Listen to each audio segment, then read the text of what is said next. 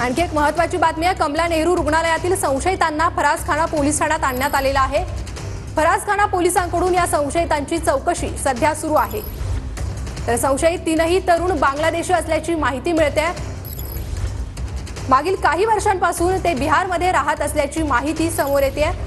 पोलिसांनी रुग्णालयात प्रशासनाला संशयितांचे फोटो पाठवले होते। तर कमला नेहरू रुग्णालयातील संशयितांना सध्या फरासखाना पोलीस ठाण्यात आणण्यात आलेला आहे। संशयित तीनही तरुण बांगलादेशी असल्याची माहिती आहे। मागील काही वर्षांपासून ते बिहारमध्ये राहत असल्याची माहिती समोर येते। तर पोलिसांनी रुग्णालय प्रशासनाला या संशयितांचे फोटो पाठवले होते। काल एक पोलिसांची टीम आपल्या रुग्णालयात आली होती। तर त्यांनी काही संशयित बांगलादेशी आपल्या रुग्णालयात काल दाखल झाले होते। या संदर्भात त्यांनी चौकशी केली। त्यानंतर CCTV फुटेज त्यावरून त्यांना असं कळलं की हॉस्पिटलच्या आवारात ते बराच वेळ फिरत होते। आपण त्यांना समयसूचकता दाखवून आपल्या कर्मचाऱ्यांनी एका रूममध्ये त्यांना बंद करून ठेवलं आणि आजूबाजूचे डॉक्टर्स आणि रुग्ण यांना बाहेर काढलं आणि पोलिसांना त्याची सूचना दिली।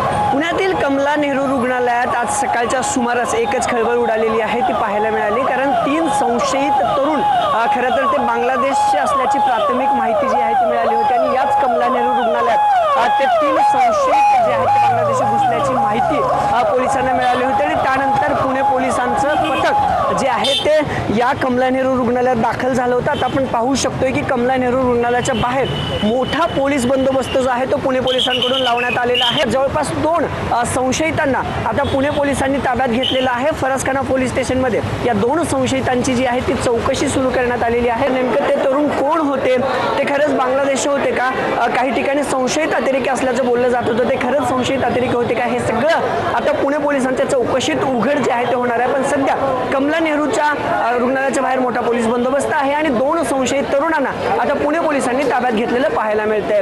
कॅमेरापासून तुषार नानावरेसह अभिजित पोते, TV9 मराठी, पुणे।